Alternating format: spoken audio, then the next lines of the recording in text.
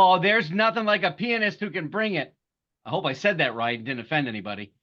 Is it even possible that that was one individual playing that? Blows my mind every time. It's hard to believe, but so much to appreciate. Tonight, we discuss our favorites that can tickle the ivories, run or rock the keys, bring the virtuosities. Welcome, Music Multiverse listeners, to Panelist Favorites, Pianist or Organist tonight. That's right, no keyboardist tonight. That's a whole nother category of craziness. And don't get me wrong, somebody could be a keyboardist, synthesizer person and be on this list tonight. Got no problem with that, as long as they can play the hell out of that piano or that organ. And of course, it's Panelist Favorites. We'll know what your favorites are if you comment and like. How about a couple of quotes to kick us off, just so we know where we're at? I'm able to sometimes express things even more articulately on the piano than I am with singing. Anybody know who that might be? That's Harry Connick Jr. When I had nothing else, I had my mother and the piano. And you know what? That was all I needed. Female pianist. Who would that be? Alicia Keys. Oh, that's who I was going to say. Good choice. Sometimes I can only groan, suffer, and pour out my despair at the piano. Oh. Chopin. Of course. Without a piano, I don't know how to stand. I don't know what to do with my hands. Another famous pianist, female. She was on Anthony Bourdain's show in a dream. Mm-hmm. Nora Jones. Oh, he was on Anthony Bourdain? Yes. There's nothing remarkable about it. All one has to do is hit the right keys at the right time, and the instrument plays itself. Johann Sebastian Bach. Oh, Bach. Oh, Bach me up a bit, won't you? But before we get into the Panelist 5 favorites, if you've been hesitating to click the subscribe button, you're in luck. Tonight, it's free. It's free. One night only. Excellent. You just saved yourself $0. It's free every night. If you've already subscribed, well, guess what? It's already paying off, and you know it. On the panel tonight, we just about got everybody on this one. Jeff Crichton is in the building. It's in the house. Alex Kaluzny, Jeff Young, Susie Q, and Deb Armitage Hicks Maloney. Okay, so everybody's ready. We'll get it going. Yep. We'll start with Jeff Crichton. Live from Hawaii, taking Jeff Johnson's spot. Okay. So my number 20, I'm sorry. I'm out. All right. Number 5. Gosh, I have so many honorable mentions here. Who do I choose? Let's go with oh gosh, could it be a tie? What? Yes, I'll give you the tie. Already you can have a tie. You haven't used your tie yet. All right. Okay. So the tie goes to Joe Hunter and Isaac Hayes. Ah, I like that tie. So Joe Hunter was the piano player of all those from 1958, 59, all the way up to 64, 65, was the band leader of the Funk Brothers, the Motown group that played on all those hits back then. Isaac Hayes, who people just know like, oh, he's the Superfly guy. Yeah. Right? Yeah. Well, actually, Isaac was a great composer, arranger, producer, and a really good piano player on all the great songs that came out of the Stax Volt Memphis scene. So I'm a big fan. I like the Stax Volt records more than I like the Motown sound, but both those guys are unsung heroes, I think, and for both those labels, because they played on everything that was great. And Isaac played on all the songs that Booker T and the MGs did not play on. and then on some of them that they did. They did. I was gonna say, okay, I didn't know where you're going with that one, but yeah. Yeah. That- Yep. Excellent way to start this off. Right. I love the choices, and you made Chef proud. So. Does he play piano ever on South Park? You know, who knows? That'd be great. Good. Alex, try to follow that up. Well, I'm gonna disappoint you and tell you immediately that I can't. I had 4 honorable mentions, and that's because I couldn't narrow down if they were either worthy enough or if they could even play the damn piano.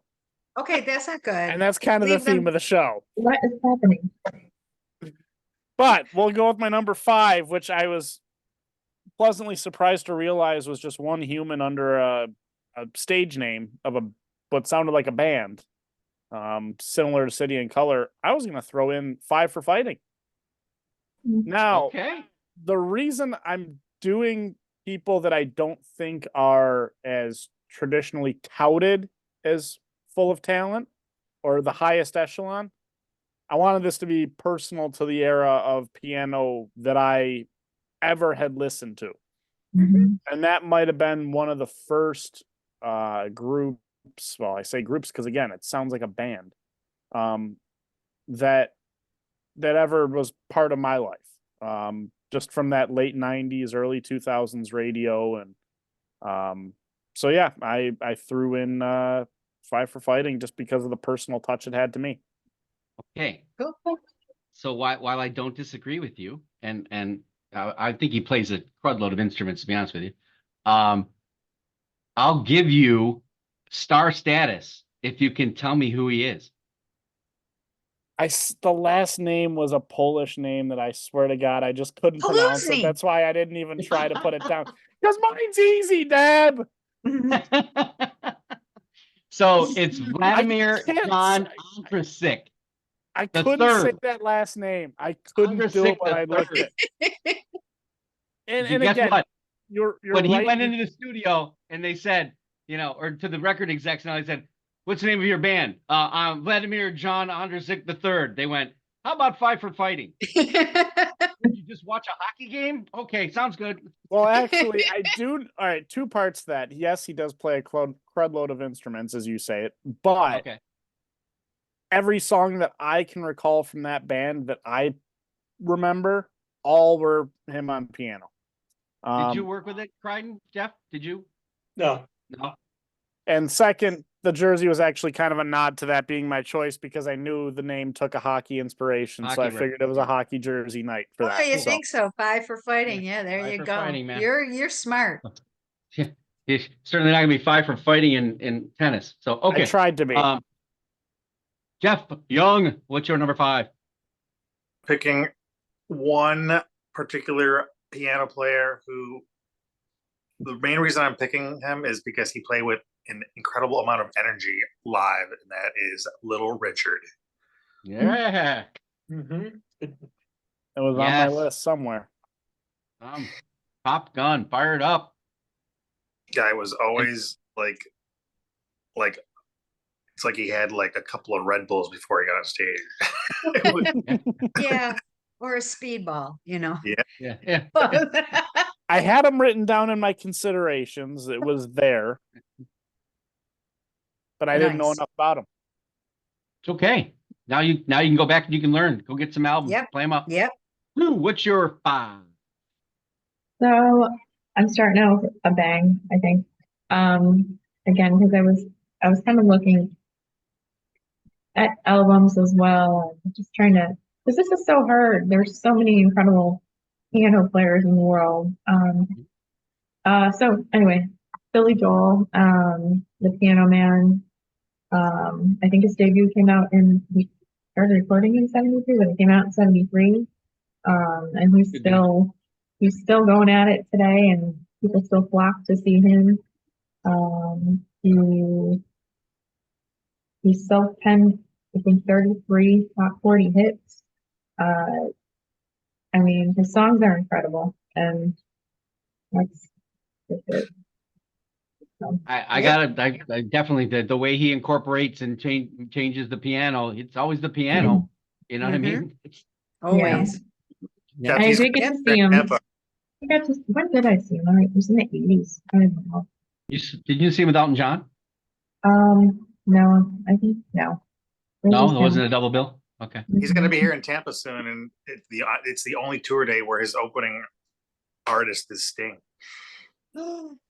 Really? Wow. Mhm. That's Huh. Cool. awesome. Maybe it was 90. That'd be a hell of a double Wow. bill. Yep. They're both leaving New York. Mhm. There you go. That's a rarity. Yeah, yeah. He loves New York. The only Englishman in New York. Deb, number Um, 5. Well, Little Richard was my number Oh. 5. Oh, cool. Yeah. But I'll give a little bit of background as to why. I mean, I loved him because my dad hated him, and he just, for all the reasons Little Richard is Little Richard. I mean, he was born at the same year as my dad, 1932, Macon, Georgia, I believe. He was Yep. one of 12 kids. His dad was a bootlegger. But he grew up where he was a shy kid, and he was teased all the time. One leg was shorter than the other, so he had a limp, and he was effeminate. He was definitely not the stereotypical what a black man was supposed to be. And he took what were his shortcomings, I guess, and short leg or whatever, and he made it into a spectacle that we all know what Little Richard, his persona is. He had like 25 main albums, which is incredible, and then countless TV, movies. I mean, you put a picture up and it would be hard to find anybody in a generation past Alex to us that wouldn't Yeah. know who he is. I just, like Jeff said, his energy was just amazing and captivating, and you watch him and you're happy.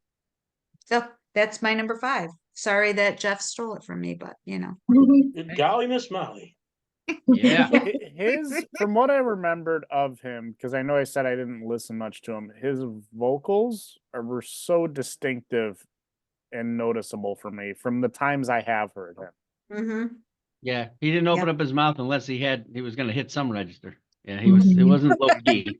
That's for sure. He was hammering it. It went with his personality in that it was loud. Yeah, yeah. Mhm. All right, so I'm going to explain mine. I took the general big, awesome. I love Billy Joel. I love Elton John. They're not on my list. Okay, they're just kind of standard. They're automatic to me, and I'll listen to them till I'm blue in the face or blue in the ears, whatever you want to say. I left those off because I know that they might get said here already. Billy Joel's been said, but I wanted to take you and say how a few recent things have changed how I listen, and some really cool things have come about. So I'm going to open your ears to maybe something. So my number 5 is a relatively brand new individual to the music scene. He started in 2015. It's Delvin Lamar, Lamarr. Now, Delvin is an organist, okay? And think of Robert Randolph, right? That kind of thing. Mhm. But this is high energy. This is soul, jazz, rock, blues. He can bring it. I started off, my first time I ever heard him was I Told You So in 2021. It's called the Delvin Lamar Organ Trio, but I just think it's amazing what they're doing with it, bringing a little old school, new school, and they got beautiful bands surrounding him. Really knows how to bring it. So he is my number 5. He's been like 2018, 2020, 2018, 21, and 22. He had an album the year before last called Cold as Weiss instead of Ice, Weiss. So play on musicianship. So anyway, that's my number 5. Back to you, Mr. Crichton. Okay. So My number 4. Looks like it's Mr. Chuck Leavell. Chuck. Nobody knows Chuck Leavell? It's not coming to me. Chuck Leavell was in the mid-70s version of the Allman Brothers. Oh, okay. So he was on Brothers and Sisters. He was on Eat a Peach. Oh, and and then wow. when they broke Eat up a for a little Peach. while, he had a band called Sea Level. And then Bring that down. later on, probably the last, oh gosh, I want to say probably the last 30 years, Chuck has been the musical director, if you want to call him that, or the band leader for the Stones. Okay. Okay. Wow. And Chuck's always kind of been an unsung hero. And a lot of my top 5 is going to be like, well, some of them will be session guys, like my first 2. But Chuck's played on a lot of other people's records, and he's really good. Oh, I'm gonna. I mean, Interesting. the Allman Brothers. That's so he's piano and organ then, right? No, because Greg was Greg played organ. Chuck Okay. played piano. Okay. Ah, I got an education. I like it. All right. Alex, and I'm the only one that wrote that down. Oh no, Deb did. I actually did too. Oh, you did? Oh, cool. All right. I'm liking this. Well, it's hard to follow up, Jeff, because it's a friggin' music lesson, and then you go right to me where I know nothing. Yeah.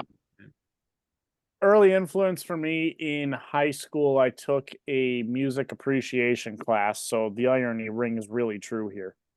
And we just went through the eras, and I remember that as we got into kind of the foundations of rock, and where they really originated from, I found that I actually really liked Jerry Lee Lewis. Beautiful And choice. so I had to throw that in as my number 4 because it just started an origin for me where, as much as I loved the heavier rock in high school and had so much pent up anger I wanted to be taken out playing sports, then to discover kind of where at that time it came from and to mature enough in my ways. Not saying he's someone I listen to frequently, but he's someone that anytime I'd heard him, I'm like, this is really damn good. So there's definitely an appreciation there for me, and that's how he makes my number 4. And Very he nice. set the piano on fire while I played it. So Great yeah, Yep. my father's favorite for sure. He asked my sister to play it every time. Every time he's excellent. Jeff Young. I'm throwing a curveball here, and it's going to land nowhere near the plate. This is a Canadian musical director, Paul Schaefer. Okay, yes. Mostly because That was almost on my list. It's on my damn honorable mention too. Oh, Schaefer. I love love it. Dave I Letterman. love it. But I almost thought you were going to say watched David Letterman Foster. every night when I was a kid in high school. So like, it just watching him and all his participated in more than just music on the show. So that's why Yeah. I picked it. Yep. That's awesome. I love love it. that he can write music to something as lame as a top 10. You know what I mean? Just Yeah. make up a Yeah. Absolutely. That's great. Sue. Unfriggin' real. Is it me? Yeah, It's you. Okay. So this one is a more recent find of mine. I'm still kind of learning about him, but John Batiste. I think he's kind of a genius. I don't know if anybody's familiar with him on here, but I don't know. And he's only 37 years old. Yeah. Close. Somewhere around there. It's like you can take any piece of music and just turn it into something even more beautiful. And it just comes out naturally. So I just like his sound. He kind of mixes everything together: rock, blues, classic, jazz, and he makes it work. It doesn't sound distorted or annoying, like sometimes people try and it doesn't work, and he makes it work. He just feels the music and it comes out that way. So I'm looking forward to kind of following along with his career, and I'm glad that I found like a young one that, you know, isn't going anywhere for a while, because it's fun to watch. I think there's a YouTube clip of him playing Beethoven but turning it into blues, which I love. It was just Yeah. awesome. So, Last year's album That's was in my cool. one was in my top 40. and you know, and I'm not going to Really? mention it. I think he won he's won a bunch of awards already, but Yep. and I want to see he actually accepted one, but he's just so gracious and humble, at least for now. So, yeah, Yeah, Awesome. great. I'm gonna follow. Deb? Oh, well, I'm going to take a boring one, but it is a panelist favorite. So I'm not trying to impress here. I'm just trying to let everybody know what I'm all about. Elton John is my next one. What can I say? There's nothing really to say. Everybody that's watching this show knows Elton John. But he's a knight, for God's sakes. Sir Elton John. I mean, there's a reason for that. But I just have always loved his albums, all of his songs, and I think that as growing up in the 60s and the 70s, he made a statement for gay artists and kind of brought it to the beginning of becoming more mainstream and accepted, and not ashamed of being flamboyant and not unapologetic about it. He struggled, but I Mhm. admire him as a person as well, even though he had some downfalls in his career and his personal life and addiction and all that. He's a human being, and he's a very, very talented human being, and I admire him as a person as well. So that's who I chose. Yeah, his stories, and I mean that's like that singer-songwriter era, right? They just born Mhm. out of that. That he was running records on his bicycle or something, right? And Yeah. saw all these guys play in the clubs. He saw, I don't remember the artist, but he saw there's an artist that he was blown away by. Big, heavy set African American guy who was just beautiful in the Chicago clubs, big scene. He got shot and killed in the back the night after he saw him, and they just saw him in the paper and he was dead. Right? He's just like, that scene was just crazy. And here he was running those records, and then he got a record deal. I mean, he got those Yeah. singer songwriters were always in the back. He wrote them, Mhm. they did, Yeah. and you'd never be. No, Yeah. one of the, everybody talks about the greatest moments in, Nirvana and the Beatles and that. Okay, I just shunned that. I'm not shunning it. I'm just saying Yeah. the birth of the singer songwriter, that where they could be in front instead of behind. That's really important to me. I honestly, Mhm. that you can maybe not be what everybody wants to see, but you can Right. bring it and everybody connects with it. And that's it. So beautiful choice. He was definitely going to be in my top 5, but I knew it would be somebody's. Yeah, exactly. And it was mine. No, it's great. Great. So my number 4, again, a little off the beaten path, but so classical. Mhm. I love classical music. Bach is my guy. But I didn't go with any classically trained pianists from a standpoint of those that deliver just classical all the time, because I have a hard time discerning who's really good at and who isn't, because they all sound tremendously good. And then I listen to another album and I go, well, that sounds like the last album. It sounds like, well, who's doing Mhm. Brahms better? I don't know Brahms.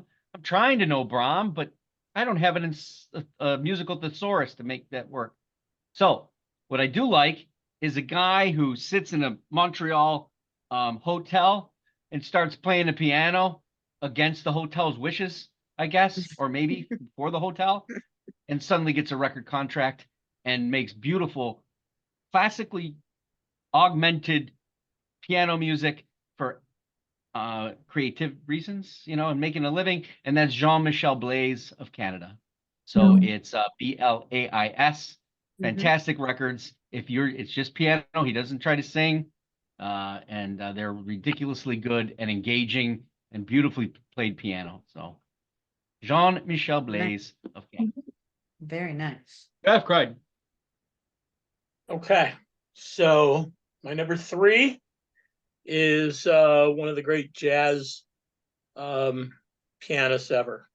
God rest his soul. He started out with playing on Miles Davis's Bitches Brew record, which was one of the most important records in jazz history. And then he went on to form this really great band called Return to Forever. And after that, trio solo stuff. But I'm going with Chick Corea as my number 3. Oh, nice, nice. So, yeah. Isn't it funny? I mean, how many people thought of him? Nope. Mhm. Nope. Oh, yeah. It's Until you it's say like- it. I it's just like found out he Unknown existed. Sunday this past Sunday where I do, Dexter Gordon. Everybody Mhm. knows Dizzy. Everybody knows, Miles. Everybody knows John. Everybody knows Thelonious. But no one knows Dexter. How is that, you I do. know Dexter. Dexter's a great sax player. So anyway, yeah, beautiful pick. So Chick Corea's got a gazillion albums he's on. Yeah. Yeah. That's the great thing. When there's a catalog there, they ain't going nowhere. That's Right. that's on. I'll have that, all of them eventually, sometime. Excellent. Yeah. Alex. What about me, man? Oh, Alex is next. Darn it. I'll wait. Yeah. Have a I'll be chat. over. I'll be over here. You can edit that out later. Someone's eager. I'm not gonna edit it out. That's hilarious. All right, There my is number that. 3. Sunday made me realize, again, another person I don't listen to commonly, but every time I hear Alicia Keys touch a piano, I'm like, this is freaking good. And to leave her off the list would be a shortcoming to the fact that, again, like, and first off, the name matches her talent. That if you have that in your last name, you kind of are born into what you're going to do next. So, but she's just good. Like, I don't know how to describe it. I don't even know the first element of trying to analyze this. It's just every time she touches the friggin' keys, it's just music to my ears, literally. Yeah, she So had that's a all I couple of- got. Yeah, she had a couple of records that stumbled for me because she was trying to bring in the hip hop ish kind of. Yeah. And maybe that's where I'm fine, because maybe I missed those. I missed some of But the the last one, downfalls, which is 'cause when actually I- called Keys. whenever I catch her and she comes across, and I remember you telling me about that album, I did give that a listen. Yeah, that's a double album. She's just, when I hear her, it doesn't miss, and I think that's enough for me to warrant some recognition on 3. I wonder if she got to Gotcha. keep that piano from the Super Bowl. Probably She not. should. All right, Mhm. Jeff Young. Is it my turn? Thanks. It's your Well, turn. I was going to skip you just for interrupting, but we'll let you go. You know how people say, Morgan Freeman's got one of those voices where you could listen to him read literally anything. He could read a phone book and Yes. you'd be entertained, or you couldn't Yes. stop listening. So this piano player, singer is one that I think is like Morgan Freeman, in that he could sing anything and play anything on piano, and I would want to listen to it. Ray Charles. Yeah. Oh, yeah. Oh, yeah. Yep.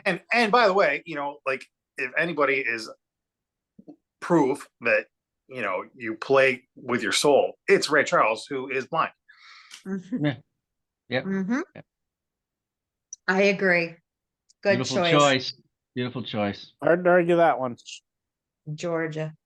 My journalism professor in college always had a cardboard cutout that hung above his shelf. I've told Mark this story, and we always used to laugh because every time I'd come into his office, I go, "Thank God Ray Charles is looking at us." I was lucky enough to work one of his records. Oh, come on. So I Yeah. got to hear about this experience. You got to tell the audience this one. I never met him. I have a funny story though. But we worked a song, like one of the last records he ever made. We worked at Warner Brothers. It was called "A Song for You." It was written by Leon Russell, Okay. and it was during when Ray was really popular from doing the Pepsi commercials, and Mhm. because of that, that helped us get the record played at radio. It's a beautiful song. So if you've never heard it, it's called "A Song for You." Awesome. And one time he was in the Warner Brothers home office in Burbank, and REM happened to be in the building at the same time. And I think it was Ray was walking down the hall, and REM's manager was walking behind him, and he said, Ray, I just want to let you know that it's me, Burtis from REM, and I just want to let you know that I'm walking behind you. And Ray turned around and said, I could hear those Georgia footsteps. Very nice. Yeah. Very nice. I like that. Yeah, I thought that was a Yeah. great comeback. That I always is. love that story. Sweet. Let's see, I'm on Sue, right? Yes. So I went with Tom Waits. Mm. And in particular, again, because I did this a little bit wrong, maybe. I'm highlighting the Closing Time album. And I listened through it today, and it's just incredible from start to Mhm. finish. There's like not a bad note on it. Sure is. So if you haven't heard them, Yep. start. Well, I don't know. You Start with start Closing there? Time. Yeah, yeah. I think you start He's there. awesome.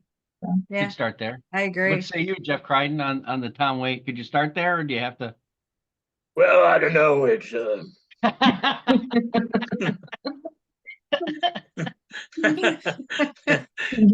was pretty good. Yeah. That's he's Funny. yeah. That'd be a great place to start and just get them all. Yeah, That's great. I'm missing a Good few. That's choice. for sure. Yeah, I gotta. That's one of those where you just wow, you don't associate. You're not thinking. You're always, that's a great pick. I love that pick. It's a good pick. Deb. Well, I'm copying Alex, Alicia Keys. I loved her from the very first time I ever heard her. Her debut album garnered 5 Grammys, I think. And she came from a really kind of tough childhood. I think you mentioned that she had a single mother. She was Mom and her ra- mom and her piano. yeah, but she was, raised in Hell's Kitchen, and her daily life was walking outside her door and seeing prostitutes and drug dealers, and then you look at her and she's just so graceful, and the way she plays the piano is just like she's part of the instrument, and her, and then her voice added to it. She's got 30 million albums sold. And she was playing during halftime, and you know my mom has dementia now, but she thinks she's best friends with Alicia Keys. So Alicia's been relevant in my life for the last, 6 or 7 months, probably since it was announced that she was going to play at the Super Bowl. Mom probably saw her on an interview, and now she's Alicia's best friend, but she didn't get invited to the halftime, unfortunately. So I didn't get to see her, but she was born in 1981. She's a kid, but she's got so much left in front of her as long as she, keeps on the path of her great talent, and not, like you said, Mark, couple albums there where, the hip hop thing, be yourself, do what you do. You gotta pay the record god, apparently. I don't know. I I don't don't know. know. Some people are able to escape it. Some people can do their own thing. Some people need to be guided with their talent. I don't think guess. that's what she needs, right? Here you're Right. telling this heartfelt story about when she walks out her front door amidst Hell's Kitchen, and I was just waiting for you to follow with. And she comes out and hears Gordon Ramsay yelling. I just want to know how Gordon Ramsay bought that property and has it all. He's ancient, apparently. He runs Hell's Kitchen. I mean, I was just waiting for the heartfelt story to throw a little humoric twist in there. Yeah. I guess it's You my. know, I've guess it's- always got so many uplifting things to talk about. Okay, so I'm gonna go to an Armenian, and no, not from the Shield. Pianist Tigran Hamasyan. I have never heard a person play piano in jazz and classical, folk classical like this. Ridiculous, out avant-garde craziness. And if you start anywhere, because some of it's too avant-garde to start, Mach Root is the name of the album. It is bombastic. If he's playing this live, it's pass out time in an hour. His fingers should be cramping up and everything should just stop and the hydration's gone. I don't know. Maybe he's intravenously fed. I don't know. I'd love to see him live. Tigran Hamasyan. The name of the album is Mach Root. Okay. So number 3. Does he Nice. tour? Oh yeah, he was in Chicago. Everyone was raving and like, you know, and he does what he wants to do. So the next album is more like a folk classical, telling a story of tragedy, and it's gorgeous. Some of it's gorgeous, some bombastic. He's very talented. Interesting. He's been around a little while, since probably in the early 2000s, late 90s. Next up is Jeff Crichton with another awesome one. I got a feeling. Number 2, another jazz guy. Okay. And I mean, he could almost be, you know, he could almost be a keyboard guy, but I think piano is his first instrument. He's been around. He's been on the scene for over 60 years, I think. He played with the classic 60s Miles Davis band. He was doing jazz funk in the 70s. He's played with everybody from starting with Miles to playing with Joni, and I know who it is. He's you know, Herbie Hancock, Nah. maestro. Yeah. He's the guy's like phenomenal, and he's my number 2. Very Yeah. nice. Yeah. He came up on Unknown Sundays last week as he played with Dexter Gordon. They won an Oscar together for Around Midnight. Yeah, he's played with everybody. Tight Cool. group. Yeah. Alex, try to follow that up. I can't because my next two are gonna. All right, Jeff, you're next. No, I'm kidding. My next You're two are wrong. going to furiously disappoint. My number 2 is the man who has sold out many an arena in New York. It is Billy Joel. It just Got to be done. All right. but between he and my number 1, there's just something to the way the song sticks in my mind that I can sing along with them. Mhm. Okay. That I've remembered enough songs that I'm like, these two are the ones that they're my guys. Yeah. So They're almost everybody's guys, right? Yep. That's hard. Yep. That's hard to My beat. guys. I still remember vividly to put a story with it. Pretty much the end of like 3 weddings that still stick in my mind, where we're all sitting in a circle like this with our arms over each other singing Piano Man. When you have that much of an impact that can be done at 3 different weddings, yeah, you've done pretty damn well for yourself as a pianist. Yeah. Or you paid the same DJ. That too. But at the end of the day, we know who really controls the set lists in weddings, and it's Yeah. never the guy either. So It wasn't mine. Jeff Young, go ahead. Picking an artist who it's written that at the age of 2 could recreate music heard the first time. So this is Tori Amos, and I saw her at Shays, and it's the only person I ever watched live play 2 pianos Yeah. opposite each other for Yeah. several songs, and just was incredible. Very nice. Yep. Excellent pick. She was on my list. No question about it.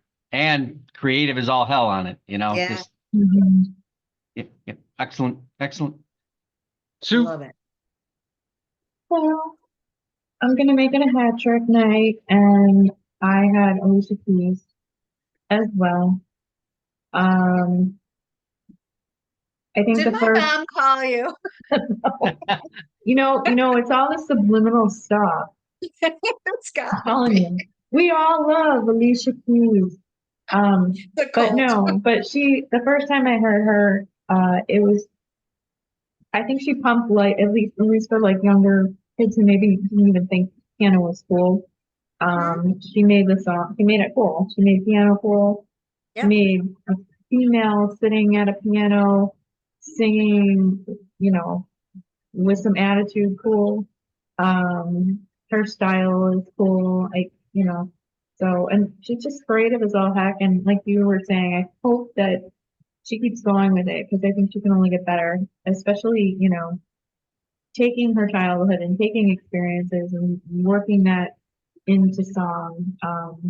It's such a different feel than just like, well, not that there's anything wrong with a studio artist who someone hands them paper or sheet music, but it just comes from a different place. And Yeah. and it sounds good. Love it. Yep. Me? All right. Well, I think it's a hat trick. I picked as this, we're number 2. Is this my number 2? Mhm. Billy Joel. And it's only because he was my very first concert ever. And then I saw him twice in total, both at the Niagara Falls Convention Center. Wow. Yeah, in the late 70s, maybe 77, 78. And just doing this exercise, I just looked at the list of his catalog and I went, I know songs from every single album that I have not even listened to in 30, 40 years. But I went, I know that song is on, and I'm not good about songs on albums, am I, Mark? Right. I don't know that. That's not my forte, Right. but it's just very nostalgic to me. And he just plays with such emotion. And when you've got who redid the start your fire song that he Oh, somebody just did. Yeah, I can't it's do it. yeah, and they went and took that song and they took Mhm. all current events since Columbine forward and Oh, wow. and I and did not hear it, that. oh yeah, and it's like I think they're like the second or third group to actually do that with that Mhm. song, and that was so different than kind of his ballads and that, but people resonated with it, and it was just very energetic and relevant to our times, and I just think that he's got so much talent, and he's had a lot of personal and financial and career bad choices that we all, as people that like to feed into Hollywood gossip, he's made an interesting time of it as well. So, Yeah. yeah. Yeah. So Is that's, he is I just remember his catalog like great when you know somebody's the shit when their greatest hits come out and it's not one disc, it's not 2 discs, it's 3, there you go. right? I think Queens was 3 Yeah. and probably somebody else, but I mean that's wow, right? Wow. Yeah. Now the question So- is, do you just need that or do you need all the albums? Now I would say you need all the albums, but I'm an addict. So that's a different story. But I honestly think he's got deeper cuts than even 3 greatest hits triple Yeah. CD. Definitely. So my number 2. Yeah, I'm still in Canada. Pickering, Ontario. The minute I heard this woman, smitten. Just couldn't. This is the Tori Amos of Canada. Tori would have been on my pick too. This is Sarah Slean. She's not only pop rock, neoclassical, new classical, film scoring, and she's writing a musical to Mauve. So she's playing with the London or the Toronto Symphony Orchestra. She's played with the Art Ensemble of Time in Canada multiple times, singing. She can sing pretty damn well too. from pop to art rock to even I don't know what her voice range would be called. That's not my specialty, but she can sing with symphony orchestras, and she did an entire Joni Mitchell tribute. So she's Nice. quite the talented individual. You can pick any record, but just be aware she's avant-garde. She can go from pop to baroque Mhm. in a minute. Seen her live twice, once in a cathedral in Scarborough, Ontario, with about maybe 100 people, with this shy woman at the keyboard or at the piano. And Yeah.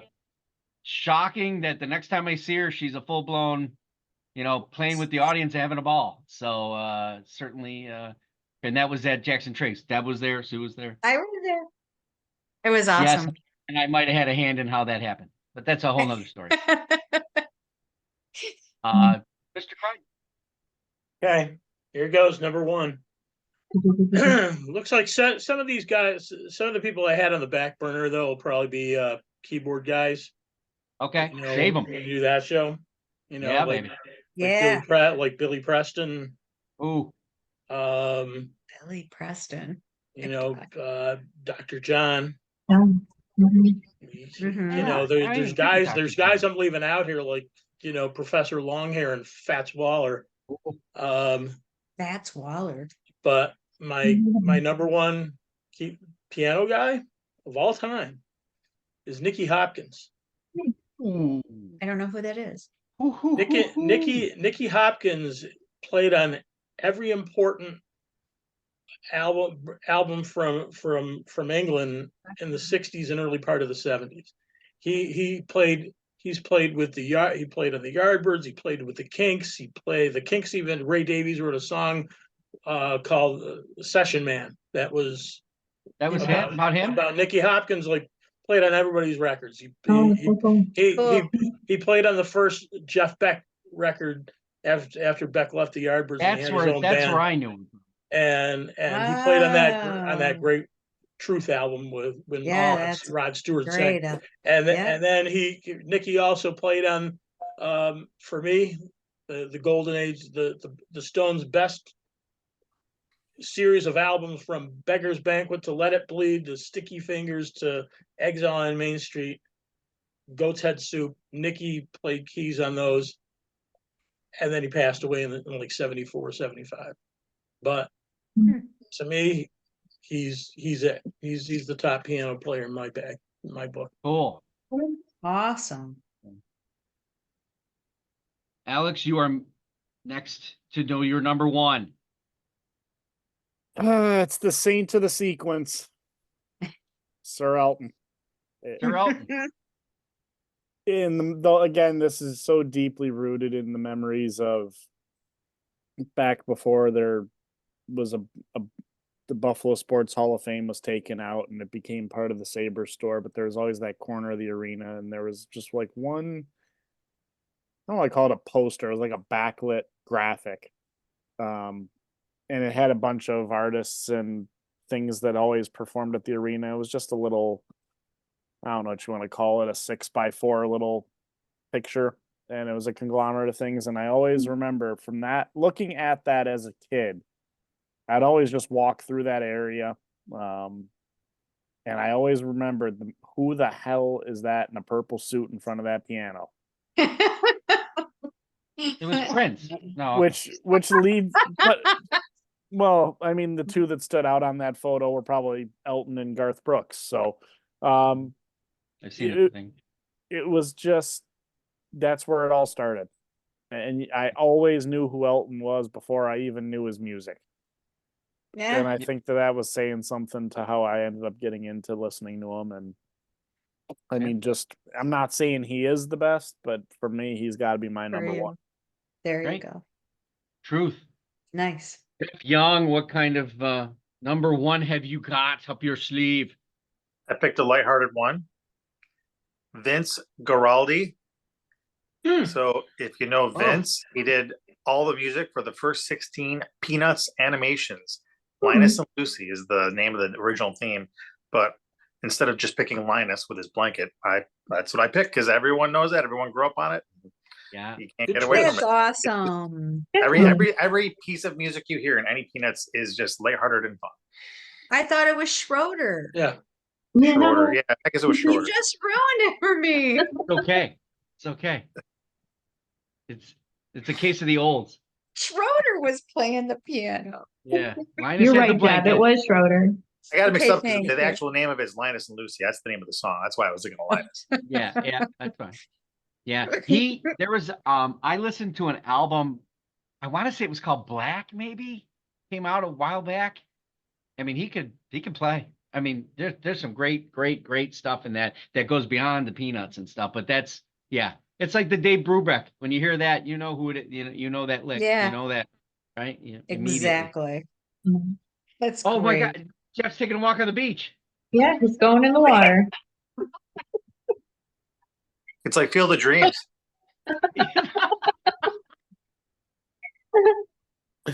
Save that man. Yeah, I think he's getting attacked by a shark. I'm not sure. It gets real funny when he's all of a sudden got a swimsuit on, like as he's Yes. walking back there. Sue, what's your number one?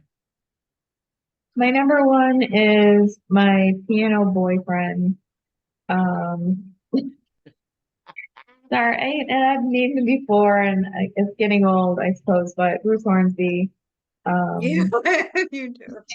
that's my guy. So, what can I say? We've talked about him a million times on the show, and everybody he's played with throughout the years. But for me, I mean, I came into hearing him with Bruce Hornsby in the Range, and the way it is. So, Awesome. I mean, it's That's a good place great. to start. But he's played with everyone, and so. Yep. Talent. Undeniable. The dead don't let anybody in, you know? Got to be able to play Yep. anything and everything, and he can do it. Everything. I mean, that whole thing where you just walk up and hand a slip of paper and he'll play it. That's That's crazy. crazy. That's pure talent. Yep. Deb, your numero uno. Okay, well, since this is panelist favorite, like I'm sure nobody on this panel would have chosen this, but it's my favorite because when I was learning to play piano, and I did for many years, I was doing some training with the Royal Conservatory of Music in Toronto, and my instructor wanted me to learn this Concerto number 3 by Sergei Rachmaninoff. I wanted to Okay. quit. Yeah, I wanted to quit piano. Gosh. And it was a loathing thing for me. But then as years passed and I was watching a movie at one point, and I've spoken about Rachmaninoff in other shows. Last panelist show. Yes, it was. His Concerto number 2 was in Somewhere in Time, a movie with Christopher Reeves and Jane Seymour. But I listened to that and I went, I know I know this music, but I didn't know how. It's from the nightmare of my childhood of trying to learn Concerto number 3. But I've always loved it. It's just very beautiful. He's Russian. He was born in 1873, died in 1943. Him and his family exiled themselves to Germany during the Russian Revolution. I'm a big history buff. So once I learned that kind of information about him and his background, it drew me to him even more. And what's interesting about him, he had very, very large hands. And this isn't what I'm saying because we're picking our top 5 pianists. Right. But he had very large hands, but his hand span could reach 12 keys on a piano. And wow. And you know what they say about pianists with large hands? Yes, that's exactly where I'm going with this. They have to but make large sandwiches. Well, years. Is it? But I he think died 80 years ago. What? Nothing. Never mind. He died eating a Dagwood. So anyway, That's my number one. And he was actually voted, that concerto number 2 was voted 15 years in a row as the nation's favorite classical piece of all time. Whenever this ranking started, I don't know, but in 1901 is when he wrote concerto number 2. And then somewhere in after his death, they came up with this ranking. And oh, and then he had a resurgence to make him more relevant to young people. Mark, I wrote this note for you. Did you see Okay. the movie Shine with Jeffrey Rush? Absolutely. Mhm. Okay. Concerto number 3 is in that movie, and all of a sudden people went, "Oh, what is that? Who wrote that?" They thought it was written for the movie, but no, it was written 90 years earlier. Yeah. So Nice. Jeffrey that's my Rush. number. Where it all Jeffrey started Rush. for him. That's for sure. Won the Oscar. I Yes, believe. he did. 1996. Oh, great year. Great year. I am going to go from Pickering, Ontario, down to Toledo. Holy Toledo. I got to tell you, I didn't know this man existed. And I've been to Toledo. There's not a lot there. I've been to Pickering and there's not a lot there either. Yeah. So, wow, He found the that two worked out really things. well.